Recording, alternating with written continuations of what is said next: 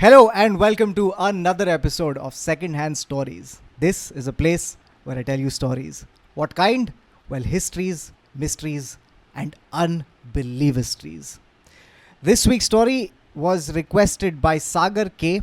He requested for the story quite a number of times. So, Sagar, here is the story. It is quite an incredible story. It is a survival story. And I just have to give you a fair warning.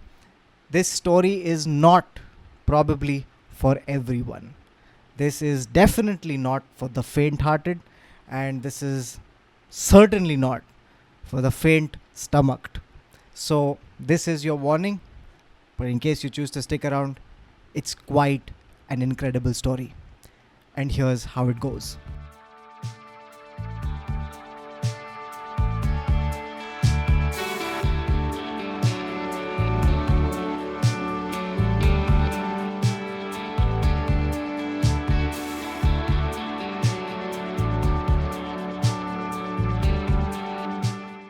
Our story begins on 13th October 1972.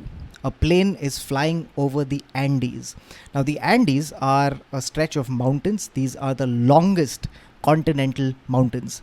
They stretch from the top of South America almost to the bottom, and they're on the western front of the continent. Now, this plane is carrying 45 people. There are 40 passengers and 5 crew. Now, the bulk of the passengers are a part of a rugby team. Now, this is a college rugby team, and the club is called the Old Christians Club Rugby Union Team.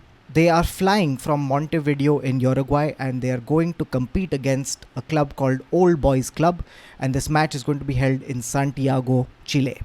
Now, as the plane flies over the Andes, the atmosphere in the plane is extremely jovial. It's extremely lively. People are singing. A rugby ball is being tossed around the cabin, and you can imagine how excited everyone is on this plane. It's at this time that the captain comes on the PA system and he says, "Please fasten your seatbelts. We're about to hit turbulence." They hear the warning, but it's a bunch of rugby players. They're macho and they're young and they don't need to hear warnings. No one takes this seriously. They continue singing. The ball keeps being thrown around until one person looks outside the window and suddenly exclaims, "Aren't we flying too close to the mountain?" He was right. The plane was dangerously, perilously close to the Andes. Now, the reason it was so close was because the pilot had made a mistake. They had misjudged how close they were to the airport, and they had already started descending. Now, this meant that they were too close to the mountain. So the pilots immediately start ascending. They pull the plane upwards, and the plane shudders up, and it's almost vertical alongside the rock face. It's shaking and shuddering as it goes. The people now in the plane are frightened. They're screaming. And then suddenly there's impact. The plane slams into this mountain. The wing gets broken straight off. Now, on this plane was 19-year-old medical student Roberto Canessa. And on impact, he's thrown forward and he gets a blow to his head. However, he can still hear the rest of his teammates screaming as this plane slams against the mountain. Elsewhere on the plane is 22-year-old Nando Parado. He sees that the people who aren't fastened down are being smacked against the fuselage. The fuselage is the body of the plane, the main body of the plane. Now, Nando Parado also sees that the plane cracks open almost right above him and the tail section breaks apart. He sees people sucked out in front of his eyes. He is thrown about on this plane as the plane tumbles down this rock face and finally slams to a halt. The plane has crashed onto a mountain glacier, and as it comes to a stop, Nando Parado finally feels stable. Now, this plane has landed on this mountain glacier, and the people wouldn't know it at that point in time, but they were 11,710 feet high. It was going to be a very, very tough exit from this plane. This plane had hit nose first, and the front of the plane had collapsed. It had killed the pilot, and the co-pilot was barely alive. When this plane crashed, out of the 45 people on board, now there were only 33 left alive. The survivors who had fewer injuries, they began helping out those who were much worse off. There were a lot of people who had severe injuries, and some people had compound fractures. Now, a compound fracture is a fracture where the bone breaks and then it pierces out of the skin. Now, those who were in some shape and were mobile begin pulling out those who were injured. There was one boy in particular, a boy called Enrique Platero. He had a metal that had lodged into his stomach, and when they pulled out the metal, a part of his intestine also came out. But this boy had so much courage that he was able to look past his own injury, and he was able to help people come out of that fuselage. At this point in time, the news of this plane crash has reached the Chilean authorities, and a search and rescue operation is mounted.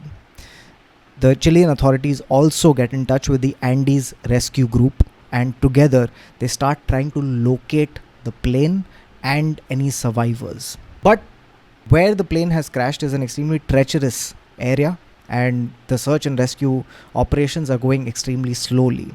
Meanwhile, at the crash site, the people have been pulled out, and they realize that they're going to be facing extremely harsh, cold conditions. That's the first thing that all the survivors realize, because this is taking place in the southern hemisphere, and at the time it takes place, it's the summer in the southern hemisphere. So in the southern hemisphere, the weather conditions are completely opposite of that of the northern hemisphere. So during October they have summer. Now everyone on this plane had prepared only for the summer, so they were carrying light summer clothes. None of them had jackets, none of them had any woolen clothing. All they had with them were the stuff they had come in, and it was completely not suited for the weather. They lacked warm jackets, and they lacked blankets of any kind. Now, the height at which they had landed meant that there was snow all around them. It was perpetually snowed in, and there were bitter, drafty winds that were blowing through. Now, Nando Parado looks around. He has got a fractured skull, but he's still alive and mobile. And as he looks around, he sees where they're stuck. He sees that this glacier is surrounded in a semicircle on three sides by tall mountain ridges. As he looks around him, he gets this sense of foreboding. It almost feels like he's trapped in this high up prison. Now, the cold would be so intense that everyone began huddling in the wrecked fuselage, the body of the plane. Now, as they cowered and shook inside this fuselage, the winds kept blowing through. It was so cold that Nando Parado remembers lying on the floor of this fuselage shivering. He shivered for so long that the muscles in his neck and shoulders started spasming. That night would prove fatal. The next morning, they realized that 5 more people had passed away. Now, they were down to 28. And soon one more would pass away, leaving them down to 27. Now the 27 people start organizing themselves. Thankfully, they were part of a rugby team. So they had camaraderie and they knew how to work as a team. The leader and captain of the rugby team, a boy called Marcelo Perez, assumes leadership. He begins organizing them, and the first thing they do is that they look for food. Now they scavenge the wreckage of this plane and they find a little bit of food. It's meager. They find 8 chocolate bars, they find a tin of mussels, they find some dried fruits, they find candies, and they find a little alcohol. It's not much, but they ration this out, and they know that they have to be very careful with these food rations if they are to survive. This catastrophe would also bring out a lot of innovation from within them. There was a boy called Fito Strouch who would start improvising. He was able to fix a system through which they could get fresh water from the snow. He also improvised sunglasses from the wreckage so that it could prevent snow blindness, which was a real threat at this altitude and in this snow. In addition, they ripped off all the seat covers and they used it as coverings for their shoes so that when they were walking in the snow, they wouldn't feel the bite. They begin organizing themselves in this fashion, and a week goes by. Now, as the week goes by, they realize that even with the strict rations they were applying to their food supplies were dwindling. In fact, Nando Parado remembers that he had this one chocolate covered peanut, and first he licks off the chocolate and then he holds on to this peanut and he keeps dividing it and making it last for as long as possible. But even then, the food had started going down. Now it's at this point that they begin thinking of the unthinkable. It was one afternoon that Nando Parado was lying in the fuselage, and he's lying next to this boy, and slowly his eyes drift to the boy's leg. Now on this boy's leg there is a wound. Now this wound is healing and there's dried blood around this wound. And seeing the blood suddenly gave rise to an appetite in Nando Parado.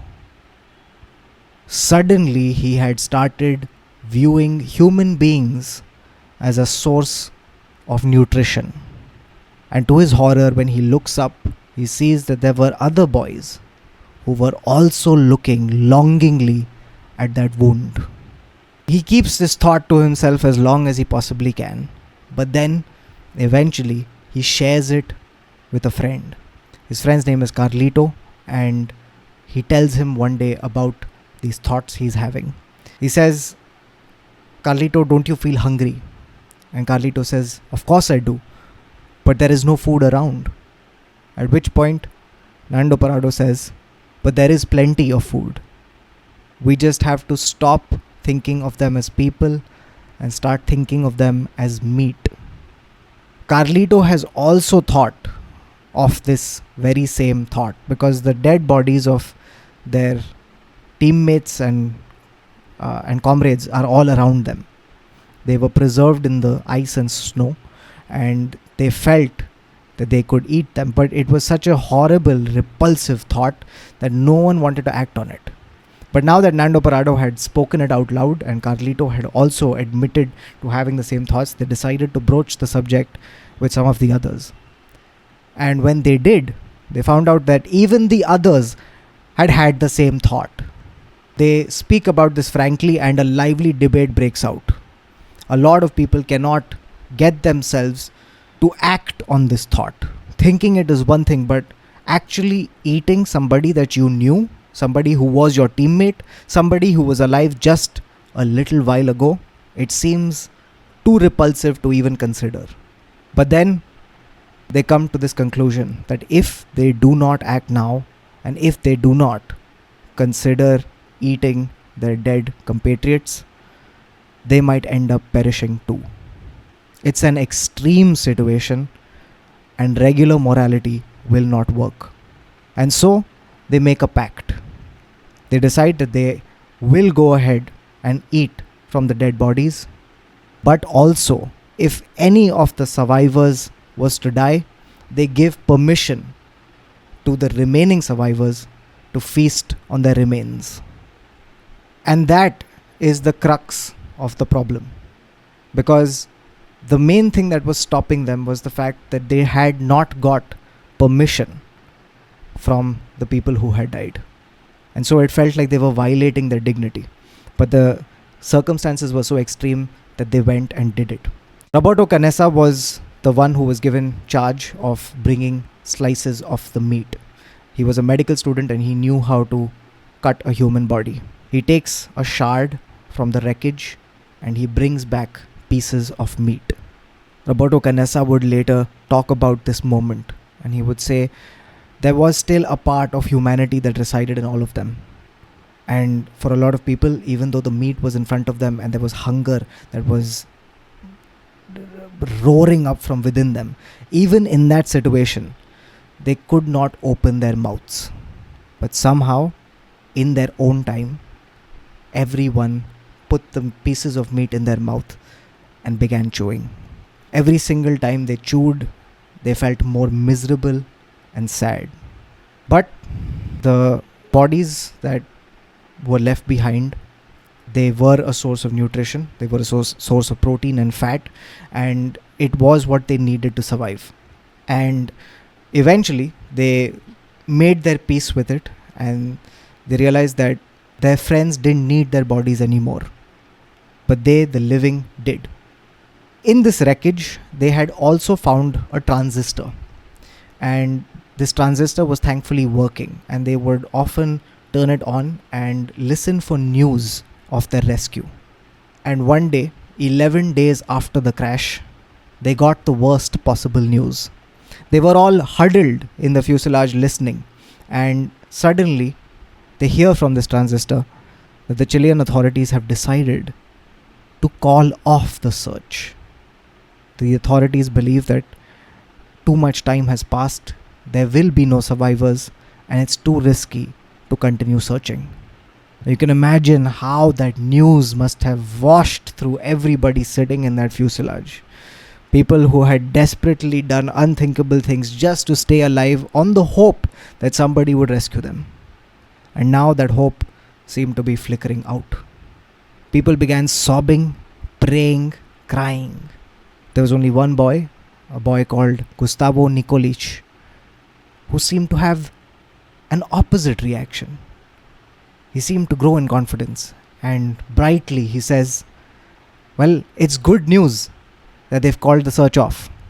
And when someone asked him, why is it good news? He says, well, because now we can get out of here on our own.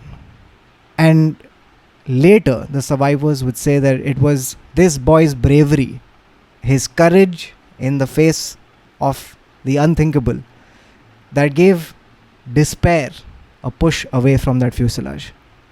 Now, this was terrible news, but things were going to get much, much worse for these survivors. Now, things were going to get much worse for these survivors.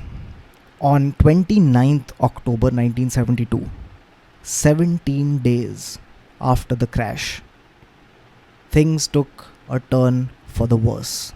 On this particular date, it's midnight, and in the plane, the survivors are huddling, shivering, trying to get a little bit of sleep through this cold. And suddenly, the fuselage of the plane is hit by an avalanche. Snow rushes down the mountain and slams into the wreckage of the plane. Snow fills the fuselage and it starts piling on them, suffocating them, pummeling them with its weight. In the fuselage, there's only a meter of air left. That's the only bit of the fuselage that isn't completely covered in snow.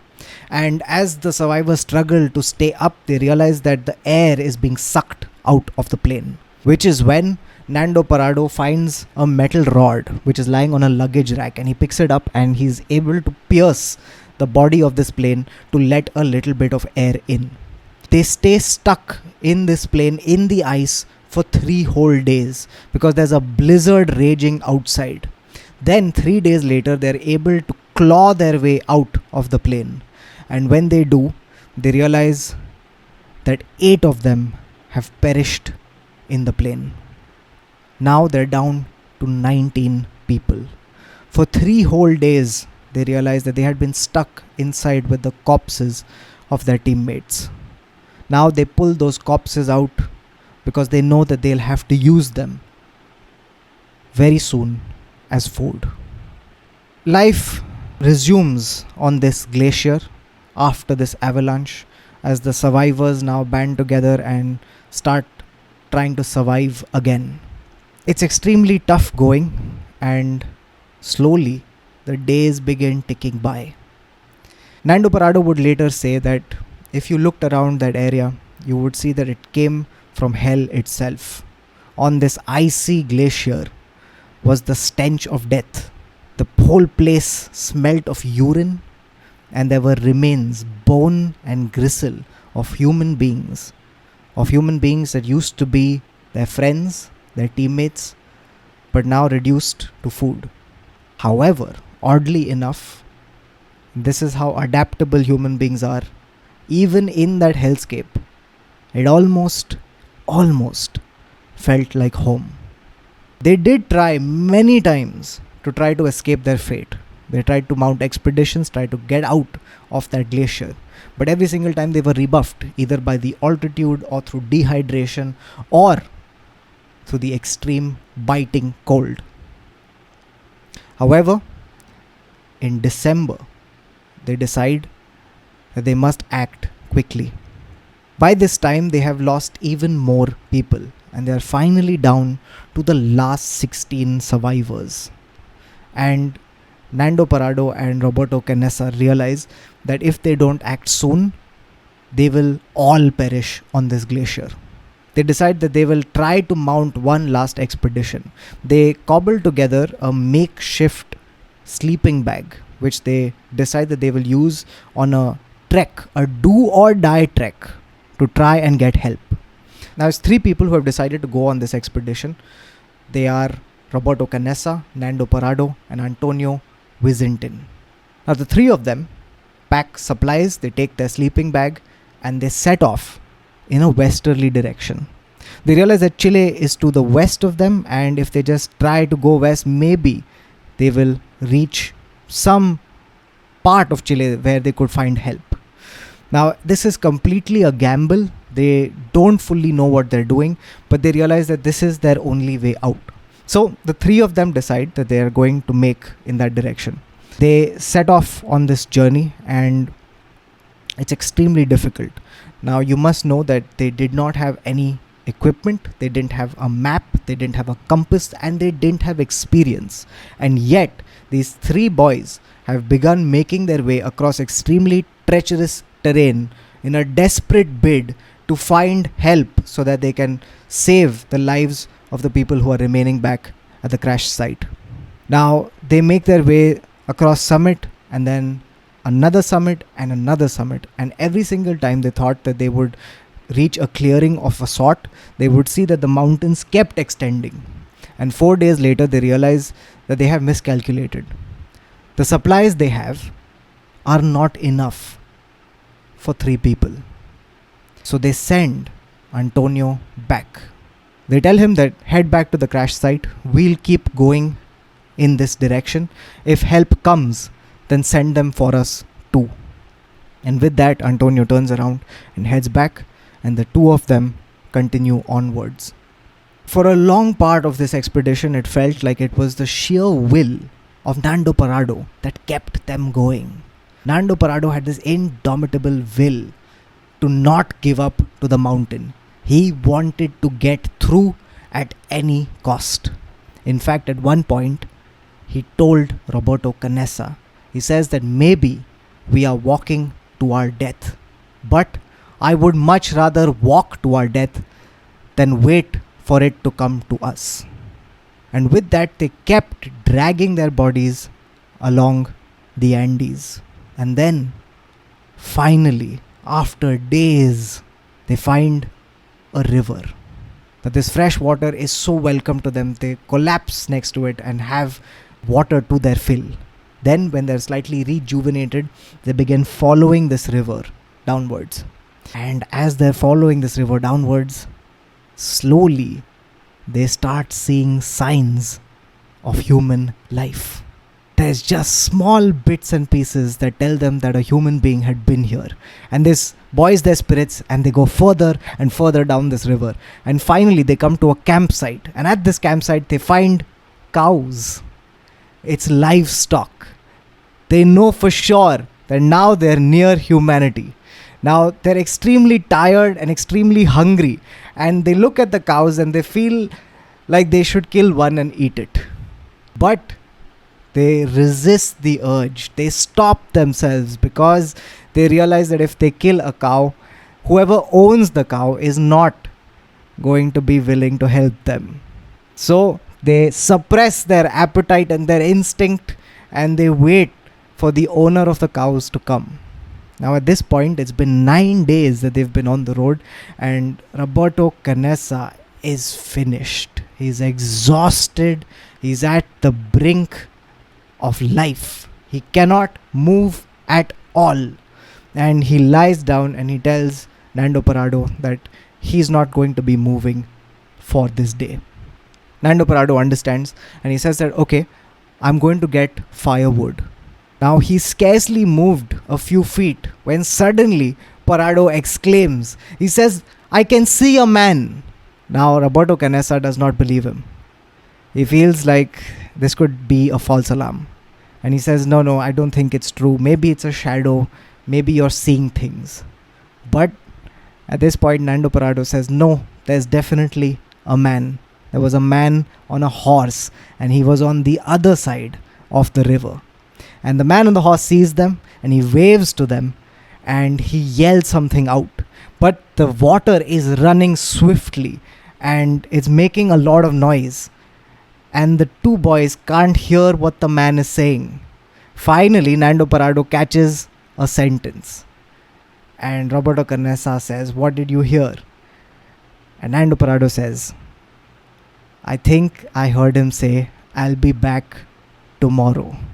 And when Roberto Canessa hears that, he sighs. He says, we're saved. The next day, the man is true to his word. He returns, and he's able to understand from them what they've been through. They tell him that they were part of a plane crash and there are other survivors. Now this man is a Chilean named Sergio Catalan, and he agrees to help them, and he rides 10 hours to get help, and eventually gets the message out to the Chilean Air Force, and the Air Force eventually sends help for the people at the crash site. It's 22nd December 1972 when finally a helicopter flies above the crash site. And as this helicopter flies above the crash site and the blades of the helicopter make this incredible noise and din, they see that below them, from the fuselage, gaunt men are struggling to get out and look up and see the rescuers. The helicopters would not be able to get everyone down, so a lot of the men are saved, but a few men have to spend one more night in that wrecked plane. And it was on 23rd December 1972 when the last of the survivors would be lifted from that crash site. The last of the survivors would be taken away from that crash site 72 days after the plane had crashed there. The boys are brought back, and there's jubilation. It's euphoric because 72 days later, there are still 16 survivors who have lived from that fateful plane crash. But the euphoria begins dying down extremely quickly because the rescuers begin reporting back that at the crash site, they had seen human beings, but these were human beings that had been mutilated. Stories of cannibalism begin spreading, and it immediately sours this rescue mission.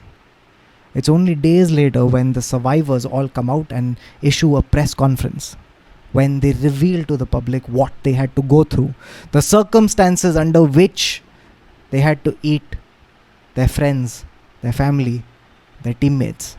That's when the public finally understands the gravity of what they've been through, the extremity of what they've been through, and the reluctance with which they did what they had to do to survive.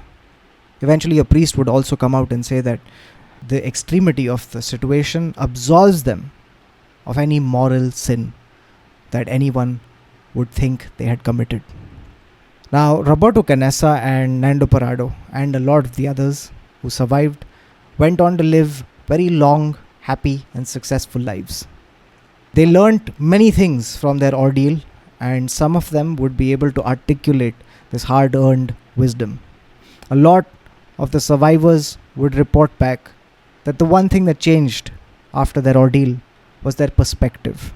They realized the fragility of life, how they took things for granted until within a second everything changed forever. They also spoke about how being a team helped them get through these adverse conditions, how the idea that a team could help each other in adversity was one of the things that helped them survive.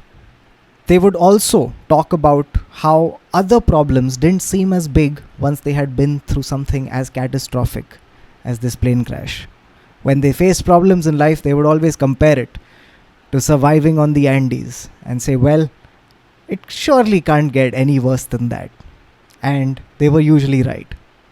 Now, Roberto Canessa would later talk about his experience on the mountain. And he would say that the people who survived this ordeal weren't the smartest, weren't the most intelligent. No, the people who survived it tended to be those who had a joy for living, who valued life enough to hold on to it when it was very easy to let go. Those were the ones who survived. And Nando Parado would later talk about his experiences. And he had only one thing to say about it. He said that at the end of the day, it all came down to love. And love for the people you care about. Everything else, he said, was bullshit.